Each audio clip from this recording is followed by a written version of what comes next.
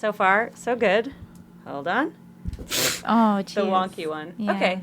This is fine. Well, maybe I'll even just hold it a little. I have some notes on my phone. Gotta There have you them go. ready. I know, I've got mine too. I have some visual aids, which I look forward to showing you. Which are great for a podcast. Well, We can describe there's them. only one instance where I'm like, you must Google this. You must. Normally, I feel like we like to go for a while, and Are you not that we recording it? don't. Yeah, we're Oh, recording yeah, I it. don't want to go for forever because I have to work tomorrow. I have to be and up I have at to go 4:30. to this show soon. Yeah. Okay, so we'll keep it focused, but fun. Oh, yeah, I've got things to say. Fun but focused. FBF. Yeah. It is Friday. Yeah. It's FBF. I have a hot date after this. Oh yeah. Yeah, and What's I say your hot that date? as if I'm joking, but I'm actually not joking. What's your hot date? It's this guy that I met very recent. Well, we've been following each other on Twitter for years, and we just started hanging out. Whoa. And the first time we hung out, I talked for a really long time and asked a ton of questions. And then I was like, hey, I felt myself talking way too much. And I was like, do you have any questions? And he was like, yes, is this a date? And I was like, do you want it to be? And he was like, yeah. And I was like, okay, well, I guess it is then. And so we've hung out a few times since Oh my then. gosh, that's so cute. Yeah, so far it's super cute. That's And such a like great story. nothing has gone wrong, which makes me really terrified. Right. I'm like, okay, I'm with other you. shoe's gonna drop. But so far so good. I don't know, he seems like a nice guy. So My we'll friend see. Roth, who you would probably really like, she's also just cinephile and really fun and smart and lovely. And the way she put it once was like, happiness is punishable by death. And I was like, yes. Anytime I feel happy, I'm like, someone's gonna die. Oh my god. No, that I have is a really good relatable. husband. She doesn't have to drop. I just happen to marry somebody who it never dropped. So That's really fortunate. It's like Yeah. I see people Brad's around just me really all nice. the time having like normal functional relationships, and I'm just It's like, possible. how does that So what work? number date is this? This is 3. Cool. Yeah, no, I'm gonna shower before I go. It's fine. You are or you're not? I will. I didn't think you smelled. Oh, what thank time you. is? Yeah. What time are you going out? I feel pretty disheveled right No, now. I told you you looked cute right away. Well, I appreciate that. Yeah. The shirt, it's colorful. So both of us are very nocturnal, and he works a job that starts at 10 p.m. Most nights, but tonight he's off. So it's sort of like we're meeting up probably around 11 or 12 or Jeez, something. that's so lucky. I am not nocturnal. I will be Yeah. in bed at 10:30. Can I move your hopefully. mic closer to your mouth? Yes, Or you can. you? Yeah. Yeah. Cool. Here we I go. am. I feel like Hello. I go to bed very early, but I also have to be up at 4:30 for Yeah. work. So, That's a very good excuse. and I have I don't dogs have that are like roosters. They wake up with the sun. So. He's right behind you. Hey, everybody. Where are we now? We're in October?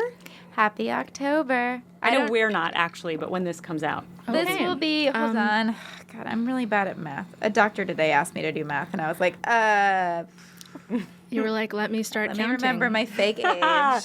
That's foreshadowing. What we Yes. call in the biz foreshadowing Yeah. today's episode. Oh, wait, hold on. Okay, so for... It doesn't know. They'll This know will be, when they're wait, listening. this will be October 25th. So we are All right. wait, hold on. 1, 2, 3, 4, 5. Happy 2, week 3, 4, before 5, Halloween, you guys. Yeah, Yeah, so- actually, this is very fitting, I think. Here, wait, because it's start- a very wintry, Yeah. fall, okay. fall, winter kind of movie. Like, start over again so I don't have to, so it's not me counting. Well, I can cut that. Well, I'm okay. be counting the days. I know, I start counting. I start counting the days. It might be fun because there's the foreshadowing. We're setting it up. Just don't make Hello. it sound like we're so far away from October. It's okay. People know how these things work, Yeah. right? You can make it sound like I didn't know how long it is till Halloween, but Or we just get them. Today is October We're very 25th. responsible, and we're recording in advance because we don't want to disappoint our 6 listeners. Our 666 listeners. Yeah. Hi, I'm Avital Ash. I'm Jessica Richards. and this is... He's right behind you. She's British now. I was trying to do Today, British, I like it. We're joined by a lovely guest. Her name is Amalia Levari. It's true. Is that how I say it? I mean, it is, and you are one of the only people who will pronounce it correctly every time. Wow. Because we are a Hebraic people. We are a Hebraic people. Does Levari mean something? It means almost it means like our heart, are you Italian? That's usually what it means. But no, it means Lev is heart and Ari is lion. Oh, heart of a lion. My brother is Aryaleb, which is yours, but backwards. Well, that's so nice. It's also like lion-hearted. I do want an update on your brothers at some point because boy are they characters. Oh my goodness. Meet my brothers? I did. Oh my gosh, Amalia's house. I forgot about that. My brothers are the best. They are very interesting. But also, what an episode to be talking about brothers. Oh, yeah, that's true. That's true. And I do have a joke about I have a joke about how, like, I'm attracted to guys that remind me of my brothers, which I know sounds creepy, but I don't think it is creepy. I think I see it both ways a lot. I see a lot of men marry women who definitely seem like their sisters or who have similar qualities. I see that more, I think. Than parents? Then I see women marrying guys or ending up with guys who are like their brothers. Yeah, I definitely married somebody who is not like anybody in my family. Sometimes that's by design. I imagine maybe it's on purpose. Or my dad married my mom because she reminded him of his dad who had passed away. That is complex, and I would love to see a transcript of his therapist. Oh, I wish he went to therapy, breaking that down. No, that does not happen. Oh, dads. Yeah, he's a South African, and they, Yeah, they're not really into therapy. Amalia, yes, let's talk about you for a minute. Sure. Or 5 or whatever feels appropriate. Okay. You know a lot about movies. I do. I first met you at Cinefamily. Yes. R.I.P. Cinefamily. Yes, which was kind of the best, probably not if you worked there, because there were a lot of problems. But it was very fun to go I loved there. going there. Yeah, very problematic place to work, but very, but programming that I'm still incredibly proud of. Yes. And there were a lot of people involved with it who were really wonderful. And as with any kind of organization like that, it's like, the residue is left of all of the shittiness of it. But can I swear? Yeah. You're like, yes, please, more swears. Yeah, we swear a lot. But I think the people who were really instrumental in making it a very special place, like some of them are involved in the Alamo Draft House now, which is really cool. Yeah, I'm excited that opened because I'm from Texas. Yeah. So Alamo Draft House is from my homeland. Yeah. So my impression is that, it was very, very sad to lose it. Mm-hmm. By that point, I was already years away from having worked there. Mm-hmm. So it's more of just kind of like wow, that was a strange 6 years of my life. What's weird, too, is I met you there, but then we got to know each other better through somebody else who ended up being problematic. Yes, man. I like to think, so one of the things that comforts me in these uncertain times is kind of imagining, the multiverse and different planes of existence. And I feel like we ended up in the one where like whoever is writing this timeline is like cracking up every other day, and they're like, let's make this guy a sex predator, but nobody's known it for 40 years, and that, I think there was a while where it just kind of kept happening, where I was like apparently, like Charlie Rose, like people had known that for years, but I'd never heard anything about, like all of these people where it just kind of emerges and it's just like an open secret in very small communities. And then all of a sudden now at this juncture in history, we're all finding out that like how many people are just dyed-in-the-wool pieces of shit, and we need to contend with that and really process it as a society, and then try to heal from the very strange, really like widespread trauma of that. Yeah. Wow. But then we met.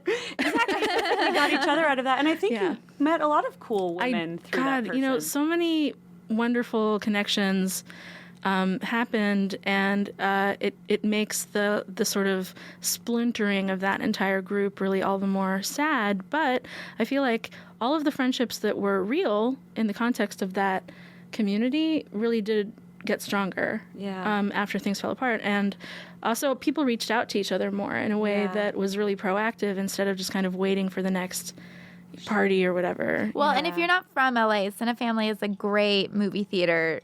So it's the old silent movie theater. Yeah. And they used to show amazing programming. Yes. I would go a lot. They would have games like in the summer where I think it was like a 5 minutes game where they'd show 5 minutes of however many movies, and then you'd vote, and that's the there'd be midnight scary movies. Yeah, and now there's a bunch of events in LA that are like that, which is really nice, I think. Yeah? And I think there's like stand-up events that are kind of similar, just cool. Yeah. I don't know them. So it's I should know them. It's nice to see that like the kernels of these things that were planted in really toxic environments are now finding footing and like kind of a second life in all of these really positive contexts. Yeah. I mean, the main thing Yeah, I'd say at this point is just like go to movie theaters. Like a lot of people just kind of avoid theaters in general. I love going to the movies. Oh, me too. But yeah, I mean, all of the independent theaters in LA that exist, and also Alamo kind of like bubbling up now from the ether. It's like they're still out there, and I think there'll be more. I think there'll be more venues where people can really, exciting. yeah. Well, and especially this time of year, I love movie theaters are all showing scary movies. Yeah. I love it. This could be dirt, and if it's negative, I'll cut it out. But if it's positive, I'll leave it in. Elijah Wood was also on Cinefamily, right? He's always been very nice to me. So I've never heard anything bad about him. Okay, cool. That's a nice person we can still root for. Yeah. Brie Larson was on. Oh yeah, she was really she was wonderful because she talked about it a lot. Yeah. Oh, cool. I mean, that's the thing is that I think that the majority of people who are involved with theater, not criminals, not horrible people, but you know, bad apples, etc. Like you were saying, you know, being shocked when news comes out about certain people, and this is an unpopular opinion because it's much easier to look at people in black and white. But just that, you know, the person that we met through, you were friends with, and it's hard because people who do shitty things aren't shitty to everyone all the time. True. So then it becomes That's how you get away with it. Right. Exactly. Yeah. And so then there's that heartbreak if you're like, I cared about this person. I mean, we weren't that close, but I know you were, and it's just, that's like a very hard situation. It is. I was actually talking to somebody recently who had basically the same experience with an entirely different person, and it's like, wow, this is really so much more common than it should be. But I'm still kind of processing a lot of it. But basically, I was chosen for a specific role in that whole tangled up quagmire of awfulness, and I was not aware of the role that I had, which was basically to legitimize him. And he worked really overtime to make sure that I didn't know anything about what he was really like. And hindsight is 20/20, you know? Like, there were a lot... I mean, there were women who reached out to me who were like, you need to be more aware of what's going on. And I think that I was really reluctant to hear them. And, like, that's the biggest regret for me. But, like, you sort of just reach out to people and say, hey... boy, like, and just sort of try to hear them out and hear what they went through, and I think that's really like that's what can be done at this point. Yeah. But I think it'll be kind of like, you know, for the people who really suffered, which does not include me, it includes all of the people who he really very explicitly hurt. It's going to be like years of kind of processing it, and so I would imagine for you too, just being so close to somebody and having this sort of duality. And I think more than anything, it's like you just kind of feel like a chump, you know? It's like, hey, wait, like I thought I was a better judge of character. I thought that I was less naive. I thought that, you know, I thought that I was the voice of reason in his life, and he always made me feel like I was, you know? Yeah. Like, he knew that was sort of, like, my, like, ego trigger. Like, I really wanted to feel important in that way. We all do. I think so. And it's funny because I think that, like, all of this kind of does relate to the film in a weird way. I was thinking the same thing. I'm excited. I was like, this feels like a 10... Also, I didn't mean to spring this on you. This wasn't my plan. This is... No, not at all. This is something that's definitely, like, it's on my mind a lot, and I don't mind talking about it because, you know, it's like these conversations need to play out in public or else people don't actually heal. Yeah. And it's also helpful to hear you say sort of that you were in denial about it or just not aware, because I think it's really hard not to. I don't know what I would do in that situation. I might be like, well, but they are a good person in some ways. Right. Or, you know. Yeah. When you have a friendship with somebody that's different than, you know, the ways that they operate. And I mean, it does really relate to this movie because you could think your brother is a serial killer and love him anyway. For instance, and want to marry him, but that's like a different... Yeah, that's a whole different messed up part of... Adopted brother. Moreover, someone who you think is a killer, and you still are like, but I would love you anyway. Dang, I don't know. Well, this is a horror movie podcast, so... Yes, it does. I mean, that is the horror, right? Somebody being somebody else entirely, and you're not aware. That could make you a chump, or it can make you a victim of a horror. Also, I was like, this is Amalia. She worked at Cinefamily, but I guess we should also say that you're a writer. I am. I'm a writer. I have written for television pretty much since, like, the week after I finished at Cinefamily. Wow. So, that's amazing. I would say that most of my experiences in the animation world have been overwhelmingly positive, and especially like kind of seeing the industry open up. Like, it's really kind of just breaking open, and getting out of its own comfort zone in order to allow diversity to exist, which is incredible. Like, it's really, really cool to see that happening finally and kind of all at once in some ways. The very first cartoon that I wrote for was a Cartoon Network miniseries called Over the Garden Wall, and Elijah Wood played the main character in that. I love that bit of synchronicity. You leave a job Yeah, I mean, I that think he's like on the board of, and then he voices the cartoon that you're writing. So, yeah, I met him originally at Cinefamily, and then I met him through the show. And in both contexts, he was just a nice guy. He seems about as normal as you can get. Yeah. In that, but who knows? I don't know. Please write in with your stories. Well, this is definitely the most obscure movie we've done so far. Yeah. Yes. I haven't met anyone else who has seen it because I was asking around at work. Is so there- what is your... Oh, Oh, Yeah. go ahead. Well, well, I was going to say, what is your relationship with horror? Oh, Like, so- where did you... I think actually I was really intrigued by the concept for this podcast because I think up until I worked at Cinefamily, I had a very similar experience to Avital, where I definitely didn't I actively avoided it sometimes, and then I just passively just kind of didn't engage with it for most of my life. I think I saw my first horror movie in high school. It was Poltergeist. I really liked it, but I think I wasn't desensitized to gore or violence or disturbing stuff. And I still tend to gravitate towards comedy, but I feel like comedy can exist within horror or as a parallel to horror in a really beautiful way. So yeah, now a lot of my favorite movies are horror movies. I love Cabin in the Woods. I love a lot of stuff from the genre that we're going to be talking about a little bit today, of that kind of not British quite 70s. not quite high budget, just very, very kind of grainy, saturated, moody, tonal, gothic kind of cozy horror. I really love that stuff. I like that term, cozy horror. Yeah, I think Don't Look Now, that was probably the first movie that I saw in that category, and it still just holds up incredibly well. And I think Is this your favorite?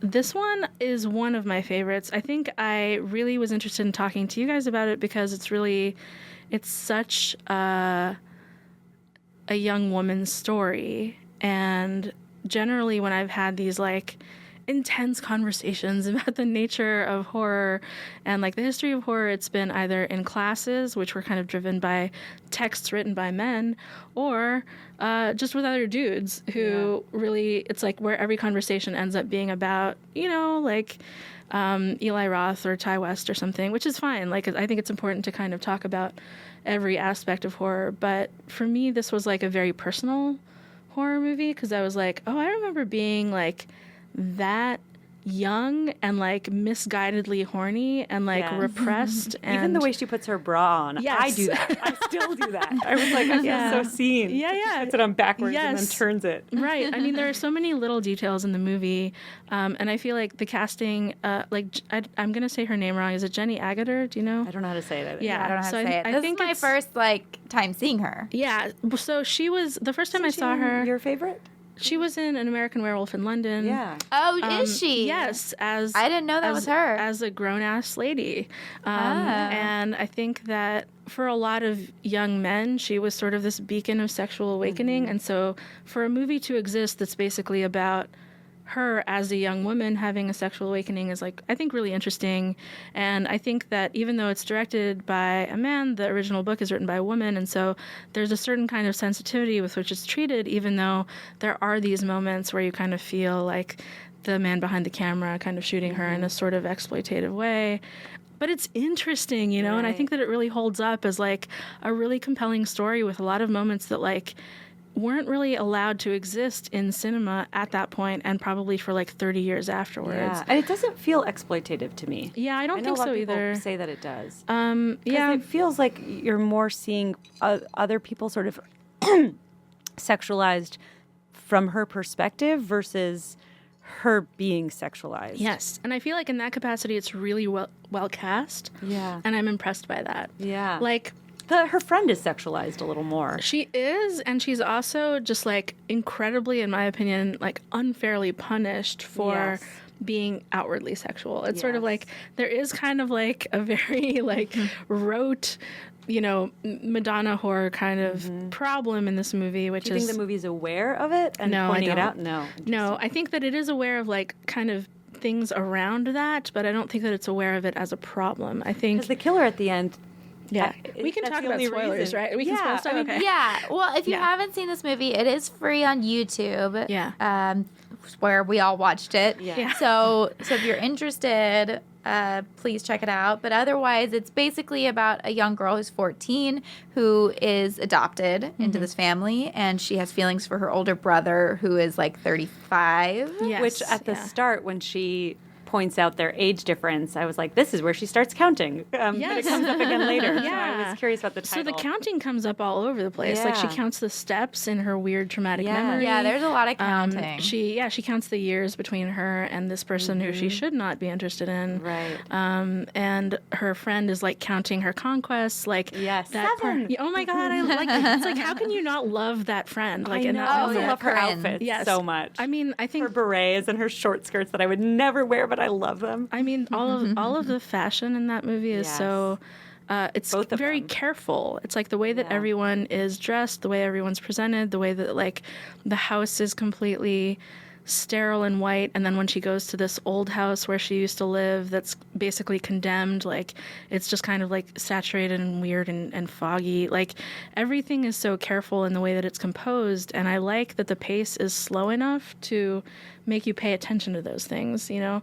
And I think that for a really long time, horror movies didn't really do that. Like they just kind of had, like, I think after Scream, there were just like, you know, a couple of decades of horror kind of following in the footsteps of that movie and leaving behind a lot of stuff from like 70s horror, 60s horror that was really valuable. And then I don't know exactly when it was, but at some point it kind of started creeping back in and coming back. And that's how we ended up with movies that can actually be like moody and creepy now, you know, like Let the Right One In or The Babadook, what I was where thinking of, too. where it's just like really, really solid psychological horror.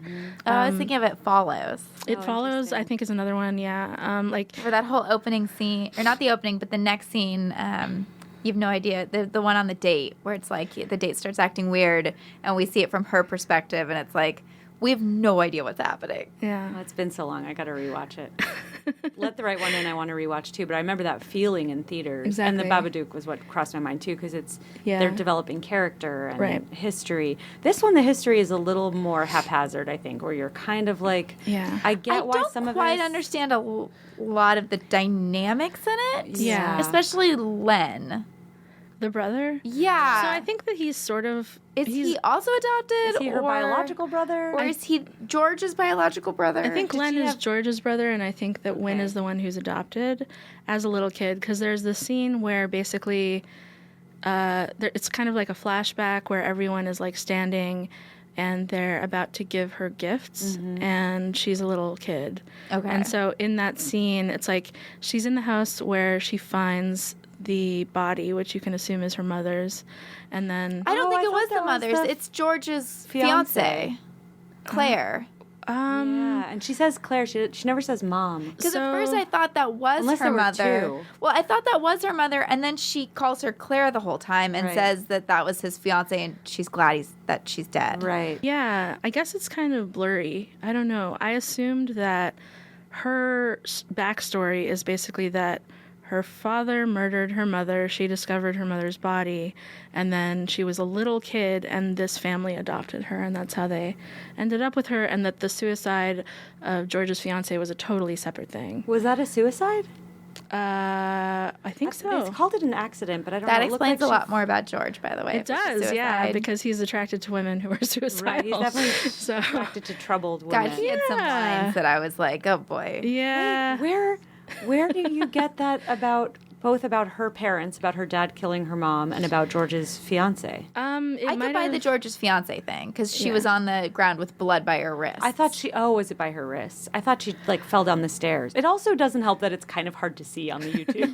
I mean, it's a little bit hard to see in the actual version of it too. Oh, really? Like, yeah, I mean, I think it's purposely shot in a kind of obscured way. Like, it might be trying to set her up as kind of an unreliable, like having unreliable memories and kind of drawing connections between all of these different deaths in her life, you know, and potential deaths in her future. So yeah, who knows? Who knows? And then what about her parents? Where does that come from?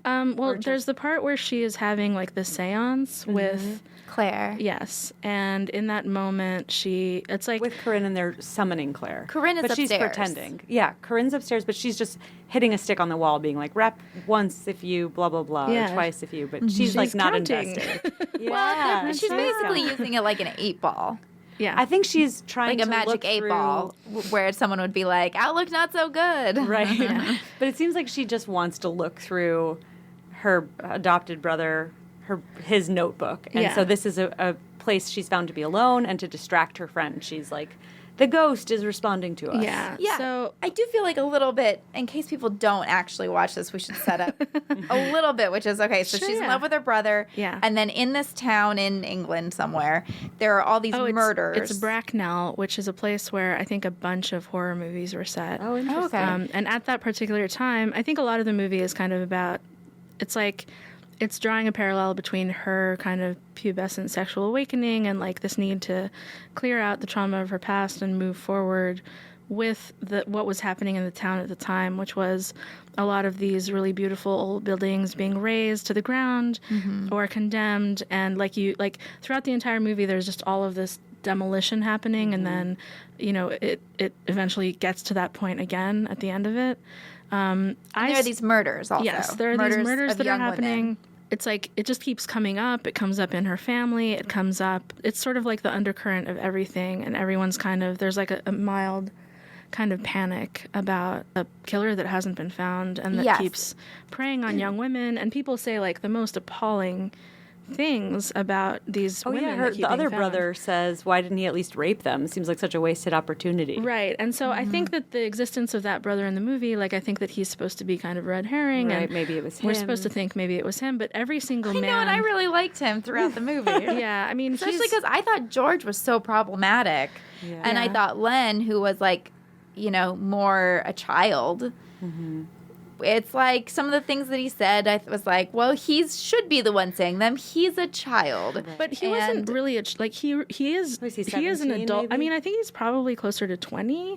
Oh, I And- thought he was like in high school with her. Because they seemed like they were around the same age group to me. They did seem that way, but then he has the friend who comes over who's like a Oh, like a bit, drug dealer? Yeah, or and something? and it's just clear that he is an addict and that he's not really addressing it at all, and he's not moving forward with his life, and he's cynical in a way that nobody else in the film really allows themselves Maybe to that's be. what I liked about him, was he was cynical. But so Wynn, our main character who's in love with her adopted brother, she starts to suspect maybe he is the one committing the murders. She's knitted him a sweater. I don't know if it's knitted. She's made a sweater for him, and Yes. she discovers it wrapped up, He shoved threw it in the away. bottom of a trash can Yeah. with blood on it.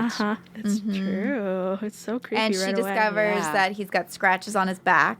Yes, she's And he's basically lying about his... He Yeah. says he keeps going to make shelves for this old lady, but Wynn Right. finds out that he hasn't been around there in Right. months. Yes. Yes. So within like the first 5 minutes of the movie, like she wakes up, you see this like the white rabbit from Alice in Wonderland. Like she's got this toy, and that's the toy that she gets later in the flashback. Right. From George, yes, the brother yeah. that she's in love with. So she's got this, and the rabbit keeps appearing. It's like not even vague symbolism. It's just like, oh, she's Alice in Wonderland. She's going through the rabbit hole. She's discovering herself. I thought a lot about.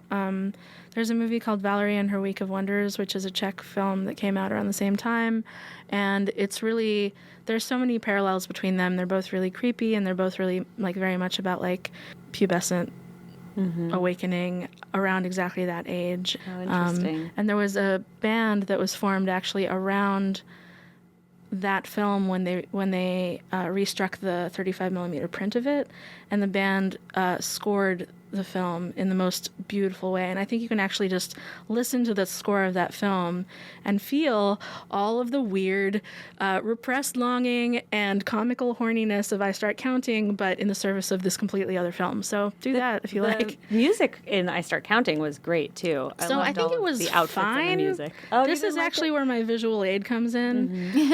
I think, like, I kept watching it. When I was watching it, I was like, I wonder what it would be like to see this movie directed by someone like Greta Gerwig, or maybe, you know. It has the feeling a little bit of like a Lady Bird and like a Miss America. Mm-hmm. Isn't that what that's called, Miss America? Yeah. Mistress America? Mistress America. Yeah. It's like Miss America. So I like Mistress America, especially because one thing that I really liked and didn't like about this movie is so I love high school. I love teens. Mm-hmm. I'm She obsessed loves with that horny stuff. teenagers. Well, not just horny. I like all teenagers. I like CW and WB shows, that kind of stuff. Mm-hmm. And so for this, it really hit. Reminded me of how much I actually hated to be a teenager. I think like when you watch Dawson's Creek or even like Freaks and Geeks or something, you're like, kind of romanticizing that time in your life. Yeah. And this did the opposite for me, where it reminded me how lonely being a teenager is. Yeah. And how you have how you kind of suck. Because you have all these ideas that everyone is telling you you're wrong about, and you're like, you don't get it. Right. I'm right. We're going to be in love and get married, and we're going to be together forever in a cottage. And how obnoxious she sounds to everybody else, but also like how obnoxious everybody else feels to her.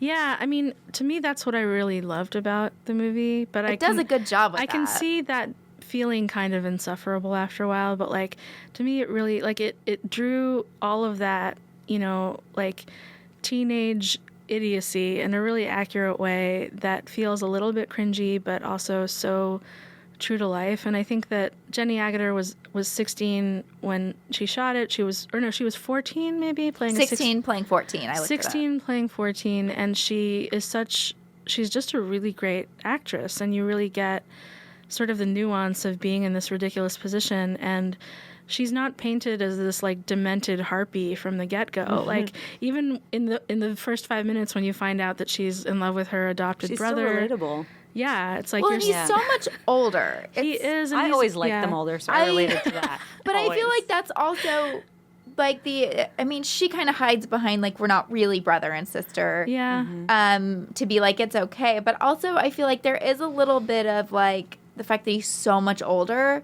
makes it seem more safe in my mind too, because it's like she's not really going to get with him. He's like he seems almost, and especially in the context of this family that has lost the father, right? He's like the father figure. He's replaced the father. I thought it was within reach. Maybe it's because I've met so many curvy men. More I was like, I feel like with the Len character, it would have been more in reach. Me too. But we're as we're getting to know him, I thought the first 3/4 of the movie, I was like, he's going to come around. Yeah, I mean, I think I didn't. There were definitely scenes. Like, there's one scene where she's just like hanging out watching him shave, which seems to be a lot of the movie. Yeah, she's just watching him. Yeah, it's like I think it's really cool to see that like swooning, teen longing kind of painted in such an accurate way. Yeah. Because I remember being that kid. Hanging around. Yeah, exactly. That's how you like somebody. Right. It's like she follows him up the stairs. Like it's just a very, it's a very naive kind of, and very deferential. And she keeps like kind of like handing him his shoes and just kind of trying to gauge his needs before they arise. And the thing is that like that makes sense, when you kind of realize that she's coming from this incredibly neglected place, and you don't really know exactly what her family history is, but it's like she keeps trying to replace these people that she's never known with proxies for and I think the parents. Family dynamics in this movie are all over the map, because the mother is treating George like the father, like her husband. He's kind of taken over that old role man too. Who is that? Her husband? No, because she says like that the father died. Yes, but she can remarry.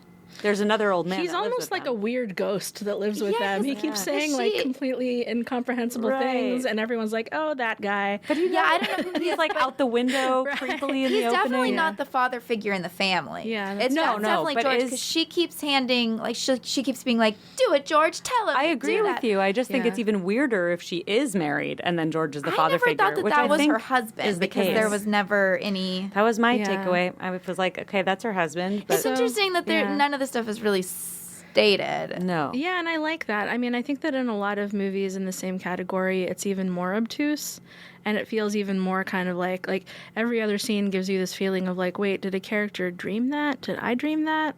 Or is that the reality of this movie? And I feel like this one, I mean, as evidenced by our inability to gauge exactly what it is, like to put all of the pieces together, like I feel like it makes sense almost that she's so confused about her role because the mother's treating the son like like that's her husband. yeah. And so it almost makes sense to me that the then sister is treating the same character like maybe that's her husband. Right. There's George all is this the universal husband. Yeah, and like poor Len doesn't know where he fits into this because Yeah. his brother is punishing him and telling him to go to his room while his sister is fantasizing about. It's like all And then we this have a weird brief moment where Corin is like into Len, but Well, then she's that kind of never- into everyone at some point. Right. And you get the sense that if it was a modern day movie, that she definitely would have hit on Win.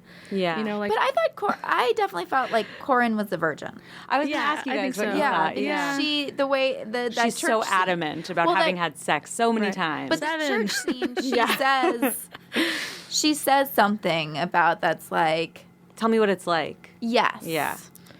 Yeah. And she's like, you know what it's like. And she's basically like, but I want to hear what it's like for you. Yeah, I Yeah. want us to share I want us to compare our experience. Yeah. and that I just felt wanted really to give familiar Corinne a hug. too. Felt you like know? the American Beauty character to me. Yeah. Oh yeah, Yeah. totally. But yeah, like Corinne's, she's sort of like, she's overtly flirtatious. She is like called out by George as being like a mini tart or whatever Right, he Yeah, calls her. I And did then- not like George. Yeah, I didn't either. I wonder if you're supposed to. I think there were points where I liked George, like when he was being protective, like when he was being responsible as Wynn's father figure. When was that, do you Like think? at the very beginning when he was like, you Driving can't her? go into that house again. Oh. You know, like basically just in ways where he was like, look, you know, you are being very loose with the way that you're putting yourself out there, not sexually, but just like in terms of being available to people and being out in the world. And you can't do that when there is a literal murderer Right. running around the woods, you know. And I think that he was yeah. trying to protect her in that way. I liked him when he was all Al-Anon and like with this woman who was going to kill herself, even though it's so Yeah. unhealthy. That's I when don't I think I had. ever was liked pretty- George. That's it was the only pretty time I liked him. compelling. I don't think there I was, ever liked him. I had Yeah. real problems with how he treated Corinne. Yeah, that The was fact really. that it's like yeah.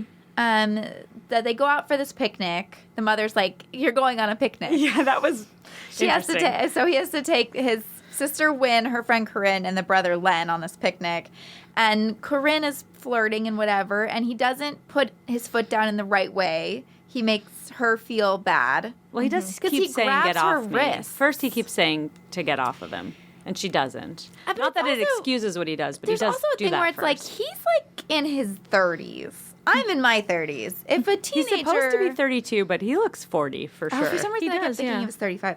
But Yeah. if a teenager was like making moves on me and being like silly flirty, I wouldn't like grab their wrists and be like, "Is this what you want? Is this what you like?" Yeah. You would be.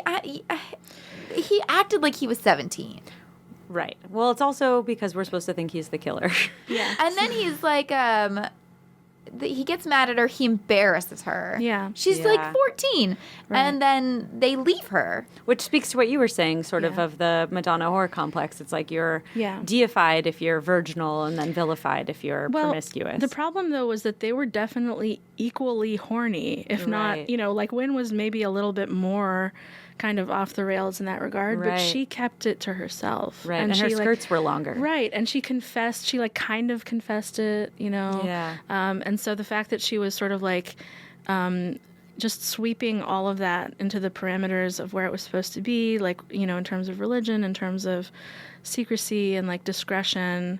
And Yeah. Corinne wasn't doing that. She was just like all like just laying it all out. Yeah, her identity was as a horny teen, whereas for And- Wynn it was more like a secret Right. that she had. And you could argue, I think that now it's like for instance, in Booksmart, there's the Billie Lourd character who's just like completely bonkers, and I really loved her in that movie. And it's like characters are allowed to be that now without being punished. Right. And I think that at that time that wasn't really the case. Well, it's interesting because the horror movie trope is, you know, the virgin lives and the person who has sex dies. But if we all believe that what's her name, Corinne, Yeah. is a virgin, which I think is likely. But she's going off with the killer to presumably maybe have sex. Yeah. I don't and think she's she also- would. And also, I don't think she did. I don't think she would either, but I think that's what places her in that, if you want to say it like follows that trope. Right. I think Yeah. that's what her getting in the car and going off with this guy. Right, it still Yeah. follows that trope in terms of types. It's just not actually happening. It's more like they're being punished for what they project rather than what they do. Exactly. So, for instance, I feel like both of those characters in the movie could have had sex, and it wouldn't matter in terms of who the movie painted as deserving of punishment. Right. It's you just know. who the killer is. Because if George is the killer, then maybe it would have been Wynn that died instead of Corinne. Exactly. Yeah. I always thought when I did think George was the killer for most of the movie, I didn't think he would ever kill Wynn. Oh, sort of like Silence of the Lambs, where like he respects her too much or something. Like, remember? she loves him. Yeah, and so like- he's not going to hurt her. That's Silence of the Lambs in a lot of ways really does not hold up. I think I haven't seen it in in years. some ways it does. Yeah. But my favorite line in that movie is when, someone asks the Jodie Foster character, like, aren't you afraid that he's going to kill you? And she's like, no, I think he would find it rude. And you kind of get the same sense in this movie where, like, Yeah. there is this kind of unspoken, not etiquette between George and Wynn, but a sort of understanding of, like, where Right. the lines are.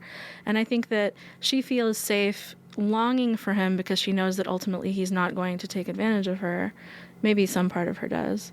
I wonder. That's what I felt with the age thing. Yeah. Him being so much older, he And I was thought- out of reach. Yeah. I feel like she thinks that there's a chance and that in a parallel world. Yeah. Well, There is. so there's one moment. It's where she's swooning at him, and he says, "Come over here," and he's going to show her something, and she just kind of like stands up against the wall, and it looks like she's waiting for him to show her something, like reciprocation, I guess. Yeah. And And what was it in the end? it was something completely different. Like Yeah. I think he was actually just saying. Oh, that was the part where he turned her towards the mirror and he said, "Look at your face." Oh, right. Like one might say it's even pretty, and Right. she's like, "Ugh." She's loving it. She is, but she's still playing the part of like, "No, I'm demure." You Right, know? right. Playing and, the part that gets you not killed in horror movies. Yeah, and he says something like, you can keep yourself from turning into an old hag by stopping, like stop worrying about my stupid, shitty life. Right. And that's like pretty intense, like I Yeah. feel like that even for this movie, like I feel like it doesn't go to that place too often, but in the moments when it does, you're like, okay, this is trying for something beyond what horror movies usually do. Right. And it's interesting on both levels because at the time you think he's probably referring to killing people. Yeah. And then even now when you realize that's not the case, it's like he's giving up on himself and Yeah. just trying to help somebody else. Yes. The funny thing is, I don't know if I ever fully answered your question about how I got into horror. The way that I got into it was basically by working at Cinefamily, and we opened in October, and so we had a huge like Halloween horror blowout, and I ended up just kind of like, sort of like when you lose your virginity, and then all of a sudden you're like, oh my God, it's everywhere. All these opportunities, holy shit. And so it was like just a million horror movies just flying into my face, not always by choice, but I ended up getting a real crash course in the history of horror movies and also in a lot of really obscure ones because of the programming of that particular place.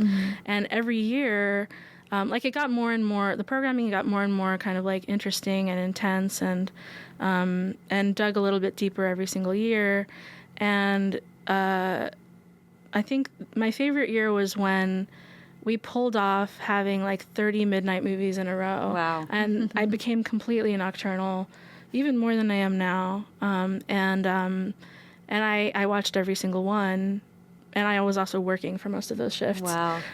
So I got to see tons of movies that were banned in England as part of this like video nasties initiative where like it was right around the same time as like Satanic Panic, where people were like, oh, kids are listening to metal music and they're watching these bootleg videos that they're passing to each other. And so there were a lot of films that were banned right around the same era. And I don't know if this one was screened in that series, but part of me feels like in the whole blur of that series and like the month of Halloween where there were just like hundreds of horror movies being screened in this one screen theater, that this one just kind of bubbled up, and that's how I found out about And it. stuck out to you. And I think it really struck me initially because it made me feel the same way that I felt reading the Shirley Jackson book, We Have Always Lived in the Castle, which was made into a film by Netflix, I think, last year, and I have not seen it yet. I'm like a little bit nervous to watch it because I loved the book so much. There's somebody who said reading a book is like meditating in the writer's mind, and I think it's kind of the same with movies. You're meditating in the director's mind, or a combination. I think a lot of really, really good literature is like meditating in the writer's mind. I think for horror and for comedy, like horror and comedy to me are two sides of the same coin. Right. Yeah. They're both operating on sort of anticipation and rhythm and surprise and kind of tapping into just the deliciousness of unexpected moments. Right, inverting expectations. Yes. So it's more like being inside the mind of someone and dodging all of this crazy shit that's just flying at you, as opposed to like a meditative kind of thing. It's like a chaos Yeah. meditation in right. someone's It's mind. like poetry is probably like meditating, and comedy and horror are probably more like being on a roller coaster that you're not strapped into. Yeah. So I think that this movie is probably somewhere in between. Cool. Well, I want to talk But about yeah. the horror elements in this one. Yes.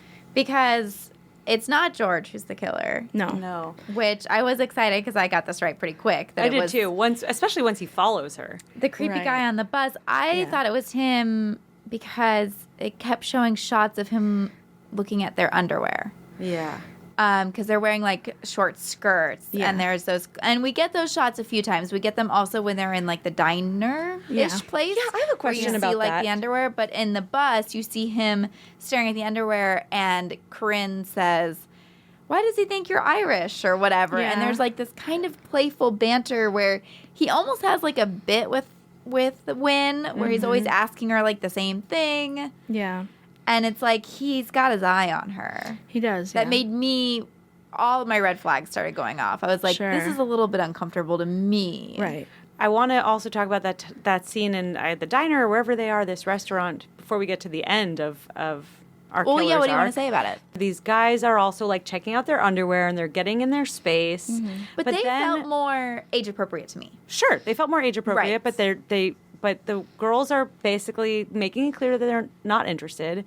And then Wynn leaves Corinne by herself to like fend off these two guys who again really get in her space. One of them like shoves a cigarette in her mouth and then lights it for her. And I was like, all right, what is this scene about? Is it that Wynn feels okay just leaving her?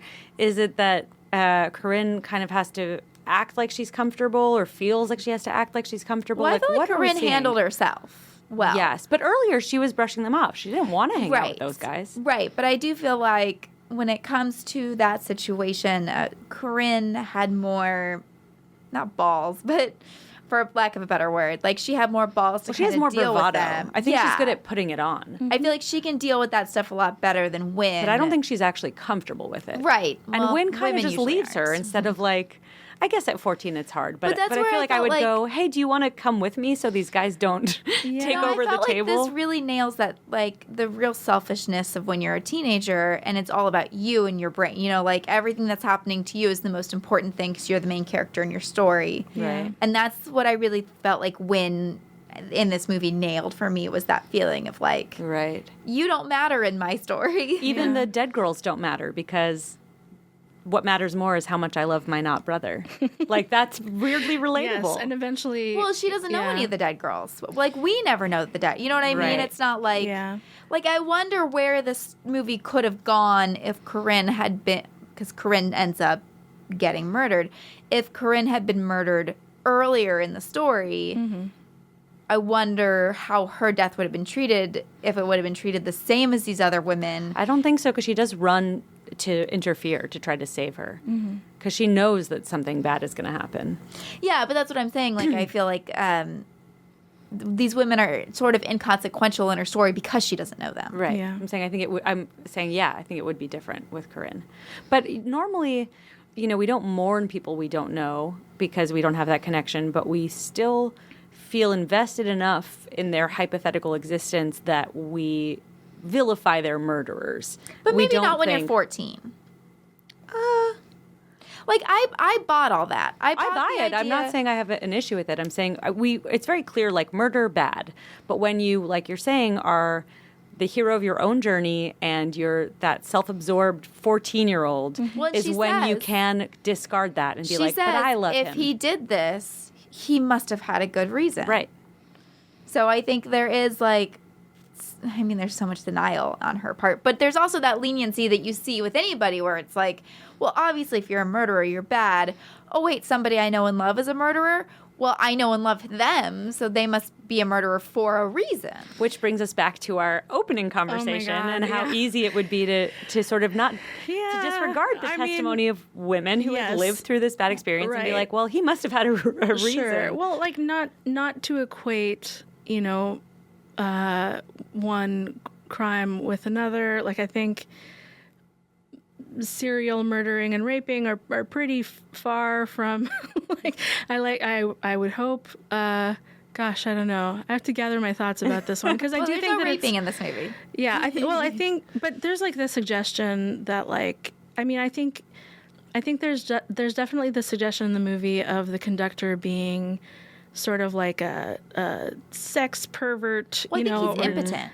Yeah. Because he has that line where he says they always want you to do it and then they laugh at you. Right. Yeah, which is actually like even still like profiling serial killers that comes up a lot, which is so gross and sad and like so it's like such a brazen kind of pathetic part of Well, it's also just like we live in a society with the toxic masculinity and whatever you want to call it, where, a man is measured by his sexuality and his dick. And if he can't perform like how a man is supposed to perform, then our society looks down on that. And in this case, if that's what's going on, even though it's like society is to blame, he's only blaming the women. Right. Right, exactly. And I think that's still a problem. Like, I would say that, like, impotence is looked down upon, but usually within the context of the relationship that you're in or the relationships you're trying to be in. I think in terms of the way that it's looked down upon in terms of society, it's like men give each other a very, very hard time for it. But You're like less of a man. Right, but I don't see women participating in that as much. And so it's sort of like this violence that men perpetuate against each other that is then like it ripples towards, out. Yeah. Yeah, and women become like, the victims of that. But really it's kind of just part of that whole like, my dad doesn't love me problem that all of these, either physically or mentally impotent men have. Yeah. Not all of them, obviously, but like, the ones that I'm thinking of who are running our government right now. Everyone, there's no like, kind of always comes back to that. So I'm also very interested to talk about the end of this movie. I don't know if you wanted to say something else about our murderer first, but Well, I mean, just stuff at the end. yeah. Or are you at the very end? I'm thinking about the very end. Yeah. The last like two scenes. He I'm says thinking a lot about. of things that this confession of the murders is, I mean, just like to talk about the horror elements of the movie a little bit, it is really scary, that feeling of being in a town where there is somebody it's very Scream-like. Someone's on the loose and people are dying, and it could be anybody. That's you get the family's conversations a lot, which I liked, where, where George and Len are really talking about, like, who could it be? And is it a madman? And and all of a sudden we're incredibly creepy for no reason.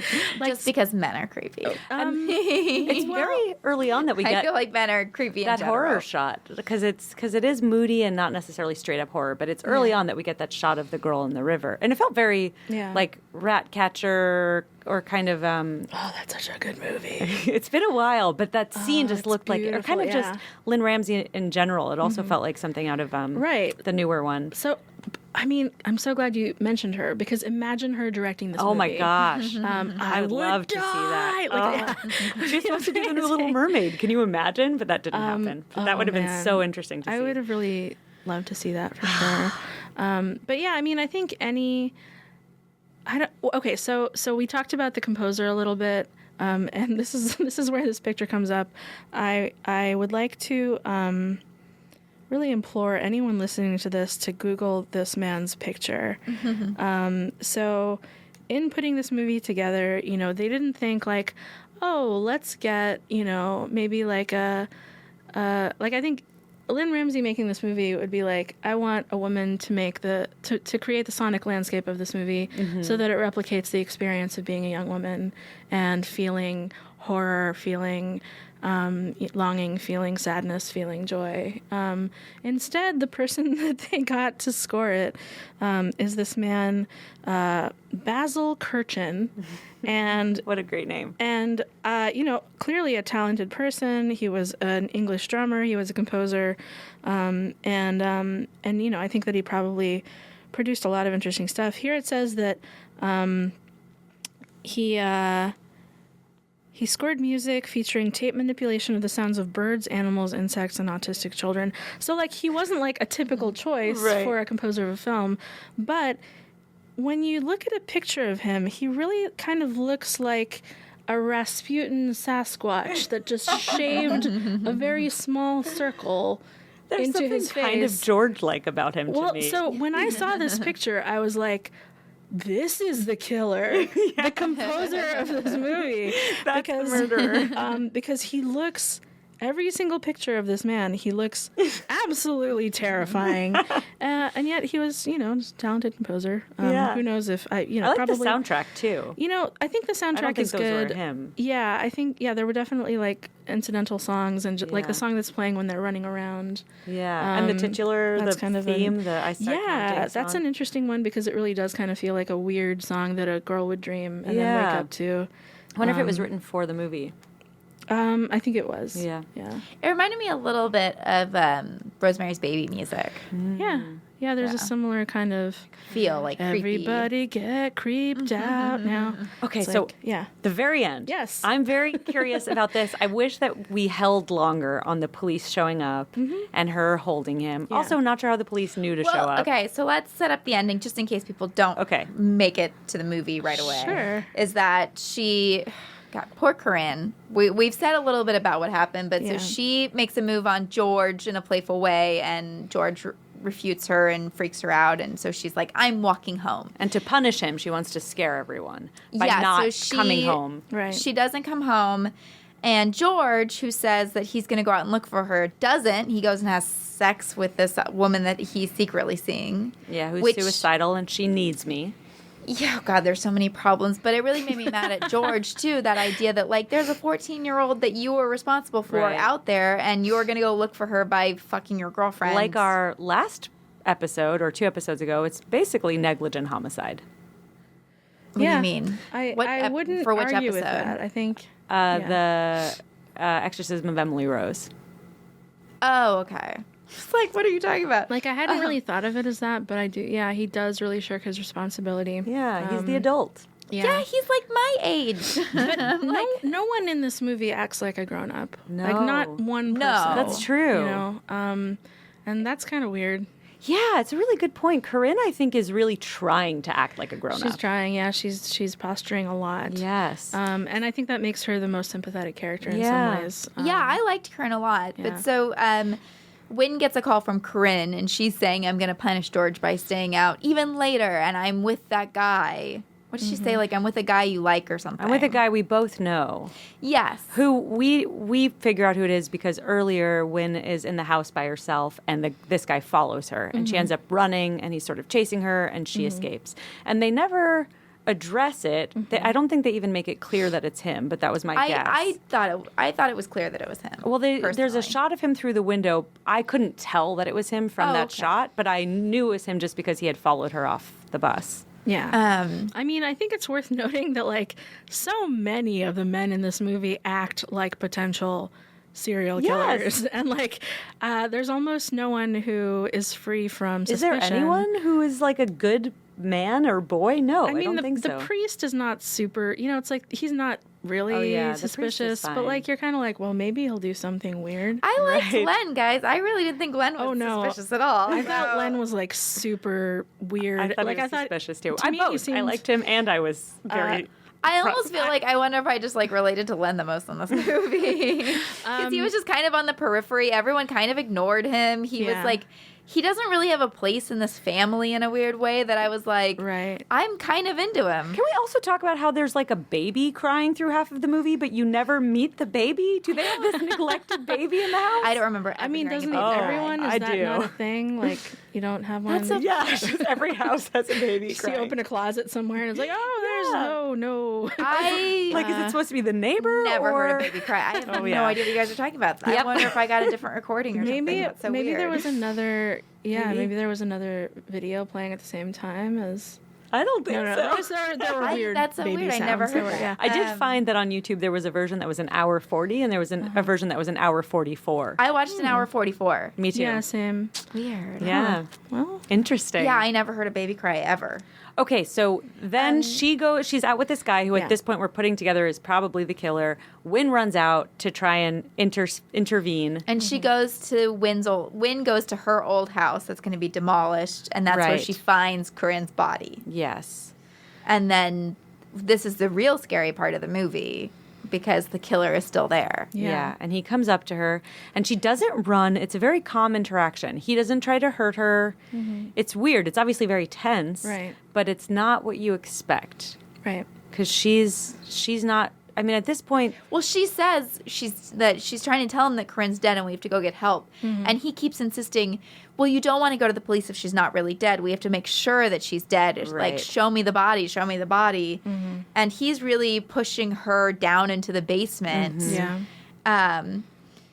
God, I was watching this and I didn't know where we were going with this. So I was like, don't go back to the basement. I know, I was afraid he was going to kill her. Obviously. This was 1969. Like, I think the trope of don't go to the second location or don't go to the basement, like, that was like decades in the future. They'd never go to the basement. That's true, but she did just find her friend dead. And suddenly there's a guy right there. Right. So I feel like it's got to be terrifying. Like, you don't want to be near this guy. I mean, it's interesting because, like, I think it was, like, a blatant line in Girl with a Dragon Tattoo, but, like, there's that whole idea of, like, so many people actually get literally murdered because they don't want to seem rude. Yeah. Or they're trying to navigate a situation in a way that makes them come off as not, like, crossing a line. Yeah, she's being very polite. Yeah. Well, that's My Favorite Murder says fuck politeness, that podcast. Right, yeah. That's really good advice, I think. Yeah, and so hard to follow because of our programming as well. Yeah, exactly. Yeah, and also you want to give somebody the benefit of the doubt. Right. Coming back to our earlier conversation. Right.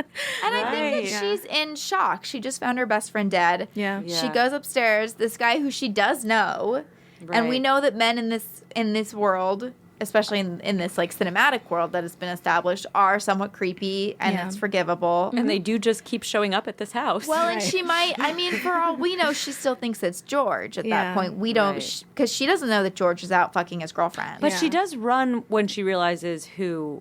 Right, but I'm saying with. like for her, I was just saying for her to go down to the basement with him. Right. I mean, I think that she's shocked and she's looking for help. Her friend She's looking is for help, dead. but she also did know because Corinne said, I'm with someone that we both know. And so she was able to identify him. Yeah. Even though she probably thought, she thought it was George initially when Corinne said that. It's worth kind of thinking about the way that Corinne is kind of invested by that point in George being the killer. Mm-hmm. Like, she almost wants to be the hero who, like, saves him. Honorably defends him from all of the monsters with pitchforks who she imagines are coming after him. Like, her whole infatuation becomes incredibly unhealthy pretty early on, but, like, when it crosses the point of her trying to justify these murders that she thinks he's done. Mm-hmm. And something worth pointing out for anyone who hasn't watched it, she takes this sweater that she's found that has blood on it, which turns out to be from George's girlfriend's suicide attempt. Right. But she thinks it's the blood of a slaughtered young girl, and she takes it to burn it to get rid of any evidence. Right. So she's trying to protect him from any potential law enforcement threat. Yeah. And that's the point where I start thinking in movies like this of like, okay, your brain is not fully formed until you're like 26. So she's technically like functioning from a place of just like, she's much more of a child than the movie really depicts her as. Well, also where there's so much emphasis placed for all of us, even now as we become adults, on family first. And she's lost her parents, and this is her family. Yeah. This is what she has. Right. And so I could see her really believing this is the honorable thing, is to protect my family, my brother and future husband. She justifies it, too, by saying, when she talks to Jesus, well, you know how he's been after Claire's death. Right. That he's going through something. Right. Speaking of Jesus, he's a carpenter, and I thought that might be on purpose. George is also a carpenter. George is a carpenter? Yeah. Oh.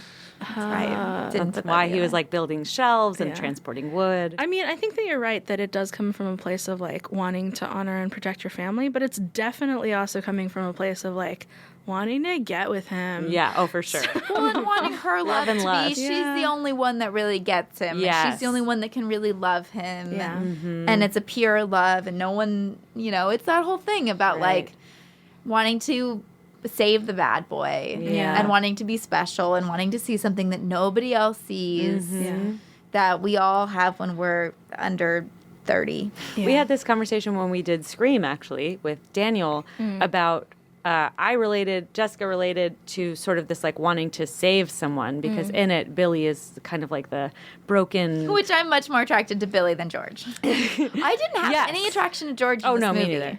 But I think men often don't have it, because I was like, and then I would also be attracted to Neve Campbell's character because she's grieving the loss of her mother and I want to save her. And Daniel's like, oh no, I'm a Tatum guy. It's just like such a feminine thing, I think, to want to. I think save we're a definitely, we're conditioned to be that person. We're conditioned to be, and also. But then George is that person, which is kind of interesting to see. It is, yeah. Well, I think George needs to be needed in a weird way. Yeah. I mean, he's definitely not hitting them out of the park as far as gravitating towards healthy people. No, but he's also like needed by his mother. Yeah, that's true. So he's got like weird. He's being pulled in a lot of strange directions, for sure. He doesn't have any healthy relationships. No. So at the very end, Wynn starts to run. Yeah. He starts chasing her. The killer starts chasing her. I don't remember his name. He's a very... I think he's just called the conductor. I don't know if he has a name. He's a good-looking boy. When he's first introduced, I'm like, dang. Yeah. And He's then better looking than George. within a couple of minutes, it's like, oh no, he might be the killer. I'm going to just suspend my attraction He's creepy, to him. but he's very good-looking. Like in my brain, there's almost a little. This might not even be right, but in my brain, I'm like, he's a little bit Norman Reedus to me. Oh, like I loved the Norman facial, Reedus like the growing facial up, so- features. Who is that? I loved him he's from The Walking Boondock Dead. Saints was what I loved him from. I used to have a pin with his face on it. He's Daryl on The Walking Dead.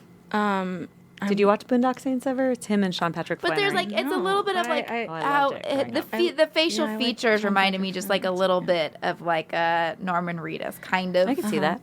Yeah, he's got lovely bone structure. One but time I definitely went up to somebody in a bar and was like, I know you from somewhere. And I was talking to him for a while, insisting that I knew him. Are you sure you're not from Miami? And then eventually I was like, oh, this is Norman Reedus. And then I went back to my friends and they were like, what were you talking to Orlando Bloom about? And I was like, oh, that's who he is. Oh no, that's that. I love that story. That story has an excellent punchline. You should tell it all the time. Thank you. But yeah, so we've got her basically cornered by this this killer who we've all established as, oh, that's kind of a hot guy, but let's not think he's hot because he's probably a murderer. Right. Yes. And She starts to run. Oh, no, go ahead. No, she starts to run. He chases her. Yeah. She falls sort of into this lake. A pond. Yes, and he helps her out. Yes, he puts out his hand for her. And in my mind, I'm like, don't take it. Swim away. He's going to drown you. Because we've seen a woman in the pond drowned. Yeah. But she takes his hand and he pulls her out. And then he says a lot of things. He says a lot of things. Yeah. And she's sort of holding him. Right. Yeah. Yeah, which that's It's in character for sure. Yeah, it was an interesting. It's almost like an interesting moment of these two people who are both very battered and bruised inside, connecting. Yeah. She's suffering the loss of her friend. He did it. But she's in this very like emotional position of her friend is dead. Yeah. And he's in a very emotional position of being a murderer, but he says a lot of things that not Life's hard when you're a defend murderer. but make him a human. Yeah. You know, he says that thing about how women laugh at him, and he says, I don't have a strong stomach. you should have asked Mother. Mother will tell you I don't have a strong stomach. They shouldn't have laughed at me. I mean, it's like all this. But it's like, it's really, especially when he starts quoting Mother. I know it's very, psycho, but it's also very childlike to me that he, in those moments, he really does feel like a boy. Yeah, he feels very stunted. He doesn't feel like a man who's going out there and murdering these women like brutally. Right. He seems very small and very harmless in a weird way. Of like, he's just this broken boy with mother issues, probably. Right. Lots of women issues. It also, for a moment, I thought maybe it was like, there are a lot of women that write letters to serial killers in prison or marry them. And so for a moment, I thought there was going to be some sort of transference of her attraction to her not brother to him because he's the one who's killing and then he's the one that she can fix. Yeah. And it doesn't seem like that's what happens, but it doesn't really show us. It cuts away. Yeah. You have the sirens. Come very... Right, but it doesn't show us even what happens when the police come. Right. I was like, does she stand by him? Yeah, I don't know why they showed up. And then also they're just patrolling the park looking for the murderer, probably. Right. But I would love to have seen that scene. Yeah. Does she go like, no, he's with me? I don't think so, because it seems like... Yeah. Oh, yeah, I don't think she's that. Okay, but so he says to her that Corinne was dirty. Right. And you shouldn't have been her friend. So... okay, going on that idea, that's justifies Corinne's death in his mind or whatever. When he was stalking Wynn earlier in the movie, was he going to kill her if he thinks that she's different or special or not dirty? I'm glad you brought that up. I don't think he was going to, but then, why does he follow her so creepily, and what was his plan, and then he's chasing her? I don't think that he doesn't strike me as the sort of fictional killer that has an agenda, really. Like, I think, he's getting more sloppy, and that's clear from, the how murder. easily he gets caught at the end. Yeah, and definitely, like, the murder of... Like, she's not just murdered, she's murdered in, like, a way that's, like, visually really grotesque, Like, it's almost like she's meant to be found in a position of having been punished. And she's meant to be found by Wynn, because he knows that Wynn will go back to that house. Right, it's like he's trying to teach her a lesson of, like, don't ever be... openly sexual in that way, or else you'll be punished in the same way. And don't associate with people like this. Right. Yeah. Well, stay pure or whatever. Yeah. For him to say like that Corinne is dirty, or what all that implies, it really made me very upset because it's really upsetting. Throughout the whole movie, I really just felt like Corinne, more than any other character, felt like a kid playing dress up. Like Wynn to me felt much more like, if something were to happen with George, she would do it. Like, she was more ready to lose her virginity or whatever. Sure, whereas, like, Corinne, I really felt like was this little girl playing who dress up. You can see her, like, in her mom's heels that, like, don't quite fit her and using her mom's that she was just trying to be cool. Yeah. And she wasn't... that made me so mad. She was so, like... She's just such a kid. Yeah. Well, and that's where I wonder, like, when I asked you earlier if you think the movie is aware of it. That's almost where I think it does know that it's mistreating its more provocative women or promiscuous, even though I don't think Corinne actually is. Yeah. So that's where I'm like, maybe the filmmaker, like, knows that, but I don't know. I hope so. Yeah. We probably won't ever know. But yeah, I really do hope that the reason that they cast, the actress who played Corinne, the reason that they painted Wynn in such kind of like a pure but bleak light is because they knew that people would root for Corinne in a way. So yeah, it's a little bit obtuse, and we kind of have to just decide for ourselves, which I like that kind of movie. Yeah. Sure. Well, in the scene of them at church, where they're kind of making that deal so that... Oh, God, I love that. So like that when Wynn can go out that night, and they're, like, talking to each other in prayer. Right. Oh, that was great. I love that. Yeah. When you brought up Lady Bird and Greta Gerwig earlier, that reminded me of Lady Bird. Yes. I was like, this is where I feel like Greta Gerwig I wish I could remember movie. an exact line, because that's a fun thing to point out. Maybe I can pull the clip, but it's like... They're basically talking to each other in the cadence of prayer, but while everyone else is praying. It's wonderful. I believe in the Holy Spirit. Do I know him? Not telling, who proceeds from the Father and the Son. I'll tell you about it tomorrow, if you promise to cover for me. He it was who spoke through the prophets And you give me your rosary, the mother of pearl one with the silver caps on the crucifix that George gave you. And I look forward to the resurrection of the dead, All right. and the life of the world to come. And I think that, like, in another universe, this movie, instead of being like a horror movie about women randomly getting terrorized by men, it'd be more like a comedy in the vein of Pen 15. You know, Or like it even felt like it could have been a coming of age, like Now and Then, right? Yeah, yeah. about just this like one crazy summer. Right. It's funny that you mentioned Pen 15 because the author, his last name was Erskine, or however you say it, Yes. and I looked up to see if she was Oh, really? related to Maya Erskine, I but I don't think wonder. she is. I don't know if Huh. I'm even saying it right, but I just Yeah, was well, like, you never I know know that name. Yeah, I like that. I hope so. Yeah. I would like for that to be true. But I don't yeah, think it I is. mean, I think a lot of the stuff that's coming out now, definitely Booksmart, definitely Lady Bird, you know, all of these movies, and Pen 15 probably more than anything else, like, it really taps into just the the weird differences that there are in the rate of women maturing, you know, where there's this impulse to hold on to being a kid and to playing with toys, and then like some women really want to, grow up. I guess fast. 13 going on 30 might be the best example. Well, that's and Now and Then. Yeah. What I love so much is you have those scenes where one girl is taping down her boobs and the other girl Yeah. is stuffing her bra. Yes. Right, yeah. And it's That's a just that- pudding, pudding and water balloon. yes, and just that like Yeah. I think there's always this weird thing with women when you were growing up that it's like you don't want to be sexualized if you're against your will, Right. But also you don't. There's like this urge to want to be more grown up, and this movie really reminded me of that feeling of like how desperately when you're 14 that you want to be 22.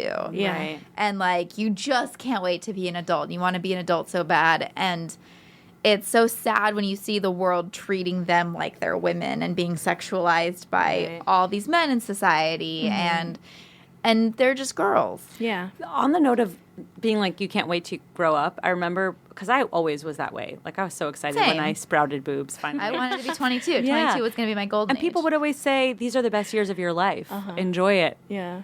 They were not. No. High school was awful. It was. So that made me want to kill myself. If anybody's listening in high school and people are telling you that these are the Yeah. best years of your life, don't believe them. You know, I think it's all in context. It is, yeah. Because they're the best years of your life in the sense of like you'll never have that much time to be yourself. Well, and Yeah. time moves much more slowly in high school. Oh, for sure. So you But have it's more like- time, and then Yeah. it just speeds up. I think more also and the more. memory of high school for everyone is just highly edited, you know? Yeah. I think for me, the first 2 years of high school were really pretty bad, and the second 2 years were pretty great. And it just had to do with, like, switching from one school to another. Yeah. But yeah, I mean, I think I didn't really have that thing of wanting to be... I wanted to be a grown-up in some ways. Like, I wanted to be able to do cool stuff and to, like, do interesting work. But in terms of, like, all of the tropes of, like, going out and, like, wearing heels and, like... I never cared there about wasn't really heels. I much of still a... Yeah, there really wasn't, wear like, a them. huge draw to, like, present as womanly or... Like, I remember watching... Even in college, I remember watching, like, some sort of Bachelor type show, and all of these women were 22, and I think, you know, I was around 20 at the time, and to me, they all looked like they were about 38. Like, they looked like these Right. glamorous Yeah. women from, like, episodes of Dynasty Right. in like, the 80s, Yeah. you know? Well, that's how I feel watching like The Bachelor now. Is I'm like all these girls are 23 and they look Right. so much older than me, and I'm 33. It's very strange. Yeah, I don't really get, like, it's like, I don't think that there's any way that I could have ever been, like, made up and dressed up at any age where I would have looked that version of being Right. 28 or 29. I feel like I you know? definitely Yeah. did that in like middle school and early high school, like 9th and 10th grade. I dressed like I was in Clueless. Yeah, I was always had like a impressed mini by those skirt and a girls. sweater. Yeah, I didn't. Yeah, Me And too. I was heels. impressed. I never was that. I used Right. to have like go-go boots I'd wear to school. I was always like jeans and a tank top, but I wanted to be 18 because I liked older boys, and then I was legal and I was boy crazy. Oh no, I was like I shopped at Express like I was a grown woman. Shannon? I was and am Tina Belcher. And so there was just sort of like, it was this uncomfortable tension, between like being like, yay, butts, and also being like, I really don't make this a reality because that sounds terrifying. I love Tina so much. Yeah, she's the best.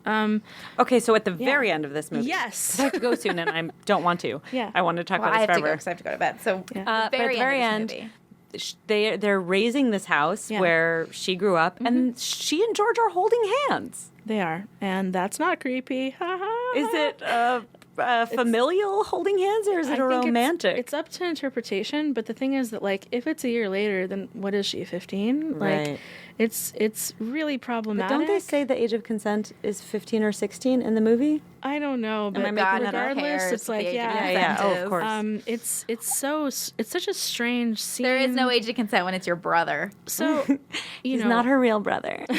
So I think for me, like, the way that I tried to interpret it was like, okay, no, they don't have a physical relationship, but like somehow whatever bond that they have, whether it's brother-sister, whether it's more like father-daughter, it's been strengthened, and hopefully it's been strengthened in the service of not being creepy. And like, who knows, maybe they're one of those couples where, you know, they end up together and she's 20 and he's 45 and somehow they end up making it work. But when I watched it the first time, I can't remember how long ago it was, but like, there definitely was this feeling of like, okay, this does feel like a resolution. She has found family in this person. I hope that the family that she's found in the eyes of the creators of this film isn't a romantic or sexual partner, because the age gap is just too weird. And the age gap to me is a lot weirder at that moment than the family relation. Right. You know, because they're not biologically related, and who knows like where the rest of their extended family is at that point. Right. I think him kind of taking her there and watching the house be razed to the ground is a really cathartic thing, and it seems like a really generous thing to accompany anybody on that kind of like really, you know, like just kind of healing that trauma. Or maybe even mutually beneficial more than generous, because they both have all these associations and have experienced loss and love in this house, so they can go through it together. Yeah. Or did seeing her best friend be murdered make Wynn so fucked up that George is now attracted to her? And that site of the tearing down is where their cottage will be built. Oh my goodness. I actually had the cottage thing cross my mind too. Like, this is where our new home will stand. I mean, I think in the Grimm's fairy tale version of the story, that 100% happens. She's fucked up just enough for him to be attracted to her. Yeah. Right. Yeah, I mean, for sure. Being an orphan wasn't enough. She had to lose her best friend. Yeah. Gotta have a tragic backstory. Also, can we talk for a second about how she comes to visit George at work or something at one point, and it's plastered with pornographic images, and they just like, don't ever address it? Right, let's not talk about See that either. I don't know. Really? I feel like because maybe it's on I was watching on my computer or something. I didn't hear babies cry. I didn't see that. I watched on my computer, but it's just she comes to visit him at work, and there's all of these like centerfolds like taped up on the wall. Early in the movie? No, like maybe 3/4 of the way through. Yeah, I mean, I think I just assumed That's crazy. I don't And then remember she's that at talking all. to him and like kind of looking behind him, and he, I think, redirects her focus because he's uncomfortable with her looking at these naked women that he's hung up on the wall behind. But maybe they're not just naked women. Like, maybe they are deeply depressed and troubled women who just happen to not be wearing clothes. And maybe each he's one he just- buys goes to a fund. Exactly. To help. He's just reading the articles where it's like, my mother, right, exactly. she abandoned me when I was a young daughter. no, And yeah. then When I was a young daughter. Yeah. Oh man, I love that. Is that going to be the title of this podcast? When I was a young daughter. I know I love on Facebook and stuff. It was like hashtag National Daughter Day all of a sudden, and people were posting pictures. Oh, yeah. And it's like, this is Arbitrary. ridiculous. None of my parents are going to post these pictures yeah. of me. Like, neither. I'm feeling, Or even why are we doing Mother's National Day, Daughter which is Day? basically National My Mom Was Hot Day. Oh, I love that. I love seeing pictures of all of the like Hot moms, 70s moms. the polyester bloom is what it is. It's like you're just scrolling through your feed and you're like, dang, wow. Oh, I always post a present picture of my mom. Maybe I'm not doing it right. You could do both. I always post the one from my You wedding. do before and after. Your mom's like, fuck you. I think the last time, like I posted a That lot was of funny pictures. to me. Nobody else laughed, but I thought that was hilarious. It's a later reaction. I like posting current pictures. There's something weird when you post a picture of your mom as a kid, and it's like Happy Mother's Day when you weren't a mother. Mom. Yeah, that's true. I don't know. I love seeing everybody's hot parents. I find it really, really like wholesome in a way. Yeah, that's true. What did you each think was the scariest part? The very last scene where it's like, oh shit, are they together? Oh no. But no, I think the discovery of Corinne is probably the most graphic part, and it's the most troubling part. Oh, I think for me when she's in the lake and he gives her his hand in the pond and he gives her his hand. You're like, she's gonna. You know what? I just really didn't. The part that's sat with me the most is when George flips Corinne and is holding her wrists and saying, "Is this what you want? Is this what you want?" Yeah. That part really. It's made super me feel triggering sick. too. Yeah. Like, I feel like I think if I was going to watch that with somebody who I knew had been through something similar, I'd be like, maybe we should skip this part. Yeah. Or just, heads up, this part is actually really hard to watch. Yeah, that out of the whole movie, that's the part that makes me kind of want to throw up. Yeah. Yeah, that makes sense. Thank you so much for Thank you. doing this. Do you want to promote anything? Oh, do I want? Yes. I'm writing right now on a show called Centaur World at Netflix, which is the views expressed on this podcast do not reflect the views of Centaur World. However, I'm so incredibly excited about this show. It's probably not going to come out on Netflix for about another year, but it's a musical comedy road trip about centaurs, and it's That sounds basically amazing. it's like if Brienne of Tarth was dropped into a Muppet world. Wow. And it's everything that I've ever wanted a cartoon to be. It's made by Megan Dong, and I'm just really excited to be a part of it. So please watch that when it comes out.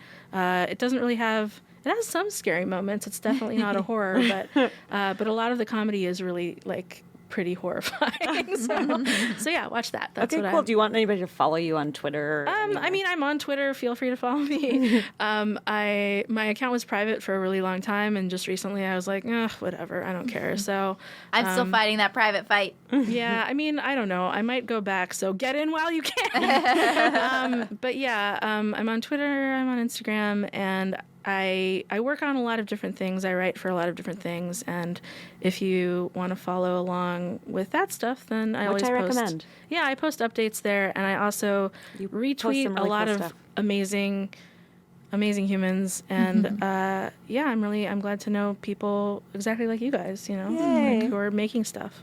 Thank you for doing the show. Yeah, it's really fun. And if you go to our Instagram, which is...